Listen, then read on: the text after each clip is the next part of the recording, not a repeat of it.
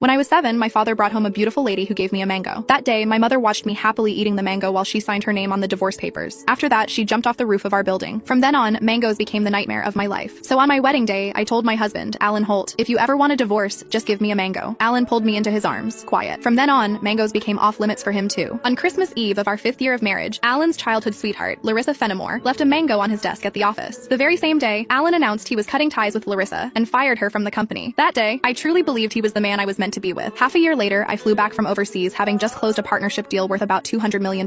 At the celebration dinner, Alan handed me a drink. After I had finished half the glass, his so-called childhood sweetheart, the woman who had been kicked out of the company, stood behind me with a big grin and asked, "Does the mango juice taste good?" I stared at Alan in disbelief, and he was trying hard not to laugh. "Don't be mad. Larissa insisted I played a little joke on you. I didn't actually give you a mango. I just gave you a bottle of mango juice." But I think she's right. The fact that you don't eat mangoes is a real problem. You were really enjoying that juice just now. My face went cold. I lifted my hand and threw the rest of the mango juice in his face, then turned around and walked away. Some things are never a joke. I wouldn't kid around with mangoes or divorce. Ms. Mendez, your stomach condition flared up again because of stress and emotional triggers. If there's something you really don't like to eat, you mustn't force it down again. The next time might not just be a stomach ache. We might have to remove part of your stomach. Stay in the hospital for observation for 1 day and contact your family as soon as you can. When I heard the doctor say that, I went completely quiet. For the sake of a new project, I had been overseas for 39 straight days, working day and night, and I finally made it back in one piece. I never expected that at the celebration dinner, 1 glass of mango juice from Alan Holt would land me right in a hospital bed. Out of habit, I tapped open my pinned chat, typed 2 words, and then realized something felt off. Looking closely, I confirmed that it was Alan Holt. He had just changed his profile picture. Now it was a green mango. While I was staring blankly at the chat window, Alan's call came through. He sounded cold. "I'm already home. Where are you?" I said nothing. Any other time, I would soften my voice and act like a spoiled little girl with him. But tonight, I honestly didn't know what to say. Alan sounded annoyed. "Myra, how long are you planning to keep this up? I'm at the hospital." Alan went quiet. He had never shown much interest in my health. He would never have guessed that 1 glass of mango juice from him would send me straight to the emergency room. "Stay put at the hospital. I'm coming over right now." I didn't want to deal with him, but my body was so weak that I didn't feel like moving at all. Time dragged by. The doctor came in to check on me 3 different times, and Alan still didn't show up. Right before I went to sleep, I glanced at my phone one last time and saw Larissa Fenimore's new post on her social feed. "Every time I get hurt, my knight in shining armor shows up. I'm so lucky." The picture under it was a shot of Alan putting a bandage on her. Larissa's profile picture was a yellow mango. It was pretty, but it made me sick. Alan and I had known each other for 10 years, and he had always known exactly where my bottom line was. After so many years in business, he also knew perfectly well how to keep a proper distance from other women. But now, he kept crossing that line again and again. In that case, our marriage and the newest project I had negotiated no longer needed to exist. I had closed a $200 million